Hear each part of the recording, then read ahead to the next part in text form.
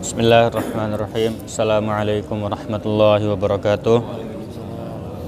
Nahmaduhu wa nusalli wa nusallimu ala rasulil karim, amma ba'd. Fadilah Ramadan, keutamaan bulan Ramadan. Hadis kedua, an Abi Hurairah radhiyallahu anhu qala Rasulullah sallallahu alaihi wasallam, u'tiyat ummati khamsa khisalin fi ramadana lam tu'tahunna ummatun qablahum khulufun famis shaimi atyabu indallahi min rihil miski wa tastaghfiru lahumul hitanu hatta yuftiru wa yuzayyinu Allahu azza wa jalla kulla yawmin jannatahu thumma yaqulu ya ibadiyas salihun ayyulqu anhumul ma'unata wa yasiru ilaika wa tasuffadu fihi maradatus syayatini fala yakhlusu fihi ila ma kanu yakhlusuna ilaihi fi ghairihi wa yaghfiru lahum fi akhiri lailatin. Qila ya Rasulullah ahiya lailatul qadr? Qal la walakinnal amila innama yuwaffa ajruhu idza qada amalahu. Artinya dari Abu Hurairah radhiyallahu anhu berkata bahwasanya Rasulullah sallallahu alaihi wasallam bersabda, umatku telah dikaruniai 5 hal yang istimewa yang belum pernah diberikan kepada umat-umat sebelum mereka. Yang pertama, bau mulut orang-orang yang shaum lebih harum di sisi Allah daripada harum minyak kasturi. Yang kedua, ikan-ikan di lautan memohonkan ampunan bagi mereka hingga mereka berbuka. Yang ketiga, Allah menghiasi surga-surganya setiap hari kemudian berfirman, sebentar lagi hamba-hambaku yang soleh akan diangkat segala kesusahan dari mereka dan mereka akan datang kepadamu. Yang keempat, syaitan-syaitan yang jahat akan dibelenggu supaya tidak dapat bebas menggoda mereka sebagaimana yang biasa mereka lakukan di luar bulan Ramadan. Yang kelima, pada malam terakhir bulan Ramadan, mereka yang shaum akan diampuni. Rasulullah sallallahu alaihi wasallam ditanya, wahai Rasulullah, apakah malam itu malam Lailatul Qadar? Rasulullah sallallahu alaihi wasallam menjawab, bukan, tetapi selayaknya seorang pekerja itu diberikan upahnya apabila telah menyelesaikan pekerjaannya. Diulangi, dari Abu Hurairah radhiyallahu anhu berkata bahwasanya Rasulullah sallallahu alaihi wasallam bersabda, umatku telah dikaruniai 5 hal yang istimewa yang belum pernah diberikan kepada umat-umat sebelum mereka. Yang pertama, bau mulut orang yang shaum lebih harum di sisi Allah daripada harum kasturi. Yang kedua, ikan-ikan di lautan memohonkan ampunan bagi mereka hingga mereka berbuka puasa. Yang ketiga, Allah menghiasi surganya setiap hari kemudian berfirman, sebentar lagi hamba-hambaku yang soleh akan diangkat segala kesusahan dari mereka dan mereka akan datang kepadamu. Yang keempat, syaitan-syaitan yang jahat akan dibelenggu supaya tidak dapat bebas menggoda mereka sebagaimana yang biasa mereka lakukan di luar bulan Ramadan. Yang kelima, pada malam terakhir bulan Ramadan mereka yang puasa akan diampuni. Rasulullah sallallahu alaihi wasallam ditanya, wahai Rasulullah, apakah malam itu malam Lailatul Qadar? Rasulullah sallallahu alaihi wasallam menjawab, bukan, tetapi selayaknya seorang pekerja itu diberikan upahnya apabila telah menyelesaikan pekerjaannya. Hadis riwayat Ahmad. Rasulullah sallallahu alaihi wasallam dalam hadis ini telah menyebutkan 5 keistimewaan yang merupakan anugerah khusus daripada Allah Subhanahu wa taala untuk umat ini yang tidak diberikan kepada orang yang shaum dari umat terdahulu. Alangkah beruntungnya seandainya kita menghargai nikmat yang besar ini dan berusaha untuk mendapatkan pemberian yang istimewa tadi.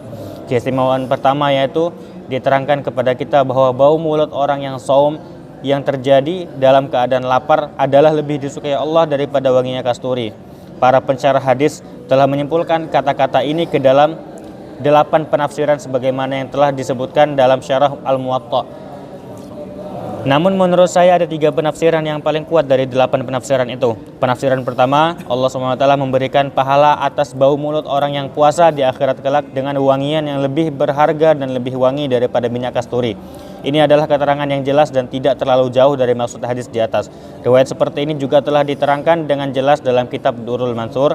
Oleh karena itu, keterangan ini berada dalam posisi yang telah ditetapkan. Penafsiran kedua, pada hari kiamat ketika manusia dibangkitkan dari kuburnya, maka akan keluar dari mulut orang yang shaum yaitu wangi-wangian yang lebih harum daripada minyak kasturi yang merupakan tanda-tanda shaumnya. Penafsiran ketiga, menurut pendapat saya yang serba lemah ini, penafsiran yang terbaik dan dapat diterima dari kedua pendapat di atas adalah bahwa ketika di dunia saja bau mulut orang yang saum lebih disukai Allah Subhanahu wa taala daripada harum kasturi, hal ini merupakan bagian dari kasih sayang Allah Subhanahu wa taala kepada hambanya yang puasa. Seorang yang mempunyai hubungan cinta dengan orang lain, betapapun tidak enak baunya yang keluar dari mulut orang itu, namun menurutnya adalah lebih baik daripada ribuan wangi-wangian. Maksudnya adalah menunjukkan kesempurnaan taqarrub atau kedekatan orang itu dengan Allah Subhanahu wa taala. Yang dalam hal ini ia berada dalam posisi yang dicintai. Saum adalah salah satu ibadah yang paling disukai oleh Allah Subhanahu wa taala. Oleh karena itu dia berfirman, setiap ganjaran amal akan diberikan kepadanya melalui malaikat. Namun untuk pahala saum aku sendiri yang akan memberinya karena saum adalah khusus bagiku. Jadi setiap ganjaran amal akan diberikan kepadanya melalui malaikat. Tapi beda sama pahala puasa Ramadan ini karena Allah sendiri yang akan menilainya, yang memberi pahalanya. Sebagian ulama mengatakan bahwa lafaz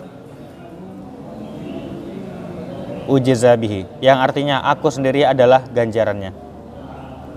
yakni aku sendirilah yang akan memberikan ganjarannya. Ganjaran apakah yang lebih tinggi daripada bertemu dengan yang dikasihi? Dikatakan dalam sebuah hadis bahwa pintu dari seluruh ibadah adalah puasa. Maksudnya ialah dengan sebab puasa maka hati akan bercahaya sehingga timbul kecintaan kepada setiap ibadah. Namun semua ini akan diperoleh apabila saumnya itu adalah puasa yang benar. Bukan hanya sekadar menahan lapar, bahkan disertai dengan menjaga adab-adabnya yang akan diterangkan secara terperinci pada hadis ke-9 nanti. Di sini saya ingin mengingatkan tentang masalah penting berkenaan dengan hadis yang menerangkan tentang bau mulut orang yang saum. Sebagian imam-imam mazhab melarang orang yang saum untuk bersiwak setelah tengah hari. Tetapi menurut mazhab Imam Abu Hanifah, bersiwak disunahkan kapan saja karena dengan bersiwak bau gigi atau mulut akan hilang. Sedangkan bau mulut yang disebutkan dalam hadis ini adalah bau mulut orang yang terjadi karena perutnya kosong, bukan karena gigi. Alasan-alasan mengenai hal ini terdapat dalam kitab-kitab fikih dan hadis Hanafiyah. Keistimewaan kedua yaitu ikan-ikan di laut akan beristighfar memohonkan ampunan untuk orang yang saum. Maksud hadis ini menjelaskan betapa banyaknya makhluk hidup yang berdoa untuknya. Paman saya yakni Maulana Muhammad Ilyas rahmatullah alaih pernah mengatakan hal ini jelas sekali karena Allah Subhanahu wa taala berfirman dalam Al-Qur'an, "Innalladzina amanu wa 'amilus shalihati sayaj'aluhumur rahmanu wudda." Sungguhnya mereka yang beriman dan beramal soleh, niscaya yang Maha Rahman akan mencintai mereka. Quran surah Maryam ayat 96. Disebutkan dalam sebuah hadis apabila Allah mencintai seorang hambanya, maka dia akan berfirman kepada Jibril, "Aku mencintai orang itu, maka hendaklah engkau mencintainya juga." Maka Jibril pun mencintainya dan mengumumkan kepada penghuni langit, orang itu dicintai Allah, kalian pun hendaknya mencintainya. Maka semua penghuni langit pun mencintainya dan kecintaan terhadap orang adalah suatu kaidah yang umum. Biasanya seorang akan dicintai oleh orang-orang yang dekat dengannya. Tetapi di sini cinta itu begitu tersebar, bukan hanya di sekitarnya, bahkan hewan-hewan di hutan dan ikan-ikan di laut pun akan mencintainya. Dan mereka berdoa untuknya seakan-akan kecintaan kepada orang itu menembus batas daratan dan lautan. Keistimewaan ketiga adalah dihiasinya surga yang diperuntukkan bagi orang-orang yang saum. Banyak sekali riwayat yang menerangkan hal ini. Dalam sebagian riwayat diterangkan, sejak permulaan tahun surga telah dihias untuk menyambut kedatangan bulan Ramadan. Dan ini adalah suatu kaidah bahwa semakin penting kedatangan seseorang, maka semakin banyak persiapan yang akan dilaksanakan. Seperti persiapan nikah misalnya, beberapa bulan sebelumnya telah dipersiapkan. Keistimewaan keempat adalah syaitan-syaitan dibelenggu sehingga perbuatan maksiat akan berkurang. Tuntutan dari curahan rahmat dan semangat serta banyaknya ibadah pada bulan Ramadan yang penuh berkah ini adalah untuk mengusir syaitan. Karena pada bulan ini syaitan berusaha sekuat tenaga untuk menggagalkan dan menghilangkan saum, sehingga maksiat merajalela di muka bumi bahkan sampai melampaui batas. Walaupun tidak nampak jelas, tetapi secara umum terlihat berkurangnya perbuatan dosa. Berapa banyak meninggalkan minuman keras pada bulan Ramadan? Berapa banyak kemaksiatan yang biasa dilakukan secara terang-terangan terhenti karena keberkahan bulan ini? Kalaupun masih juga ada perbuatan dosa, hal itu bukanlah suatu perkara yang sulit dalam memahami hadis di atas. Karena kandungan hadis itu menerangkan bahwa yang dibelenggu adalah setan yang sangat jahat, maka jangan heran jika masih terjadi perbuatan-perbuatan dosa, karena hal itu akibat pengaruh setan yang lebih kecil kadar kejahatannya. Dalam riwayat lain terdapat keterangan bahwa pembelengguan setan-setan itu secara mutlak tanpa batasan, hanya setan-setan yang terjahat saja. Maka apabila yang dimaksud oleh hadis di atas adalah pembatasan kepada setan yang terjahat, yang terkadang satu lafaz disebutkan secara mutlak, namun di pihak lain diketahui adanya pembatasan, maka ini pun bukanlah suatu hal yang bertentangan dalam hadis. Sebaliknya, jika yang dimaksud oleh hadis di atas adalah pembelengguan seluruh setan, maka terjadinya kemaksiatan pada bulan Ramadan tidaklah aneh. Karena walaupun umumnya kemaksiatan terjadi karena godaan setan, tetapi dapat juga terjadi karena pengaruh kuat dari racun dan hawa nafsu manusia yang sudah terbiasa dengan perbuatan maksiat di luar bulan Ramadan, sehingga lama-kelamaan menjadi tabiat yang sulit untuk dihilangkan. Inilah sebabnya mengapa orang-orang yang biasa berbuat dosa di luar bulan Ramadan, maka pada bulan Ramadan pun ia tetap melakukan dosa itu. Karena orang itu sudah terbiasa hidup dengan hawa nafsunya, maka dosa-dosa itu pun terjadi karena pengaruh hawa nafsunya. Ada riwayat lain yang menguatkan hal ini, yaitu sabda Rasulullah SAW yang menyatakan bahwa apabila seorang melakukan suatu dosa, maka satu titik hitam akan melekat di hatinya. Apabila dia bertaubat dengan benar, maka titik hitam itu akan terhapus. Jika tidak bertaubat, maka titik hitam itu akan tetap melekat. Apabila dia melakukan dosa lainnya, maka titik hitam lainnya akan muncul di hatinya sehingga hatinya benar-benar menjadi hitam. Jika sudah demikian, maka tiada suatu nasihat pun yang dapat masuk ke dalam hatinya. Mengenai hal itu Allah Subhanahu wa taala berfirman, "Kalla bal rana ala qulubihim ma kanu yaksibun." Sekali-kali tidak, bahkan hati-hati mereka telah berkarat oleh maksiat. Dengan sendirinya hati itu akan cenderung kepada dosa-dosa. Inilah alasannya mengapa banyak orang yang tanpa segan melakukan suatu dosa tertentu, namun ketika melakukan dosa yang lain, hatinya tidak menerimanya. Misalnya orang yang terbiasa minum khamr, apabila disuruh makan daging babi, ia akan membencinya, padahal keduanya sama-sama maksiat. Oleh sebab itu, apabila seorang terus-menerus melakukan dosa di luar bulan Ramadan sehingga hatinya menjadi berkarat, maka pada bulan Ramadan pun ia akan terus melakukan dosa walaupun tanpa digoda oleh setan. Berdasarkan keterangan ini, apabila yang dimaksud oleh hadis di atas adalah pembelengguan seluruh setan, maka dosa-dosa yang terjadi pada bulan Ramadan tidaklah bertentangan dengan hadis di atas.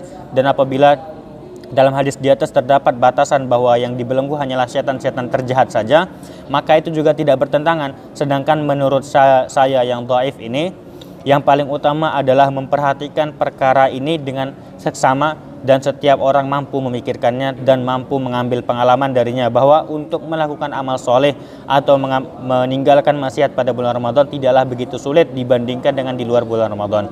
Sedikit perhatian dan kesungguhan sudah cukup untuk melakukannya.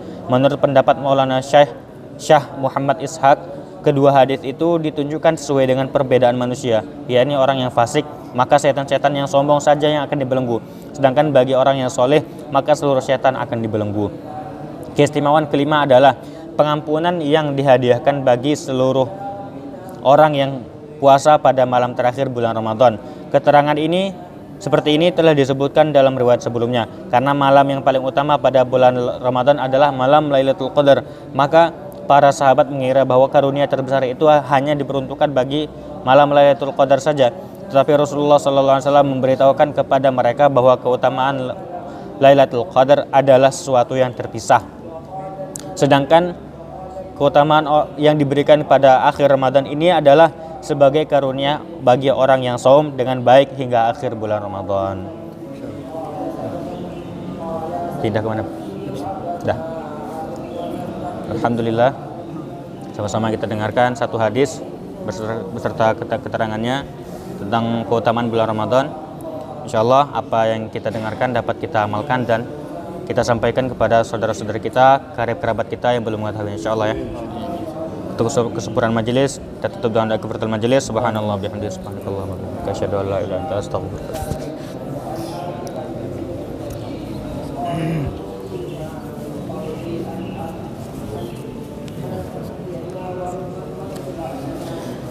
Terus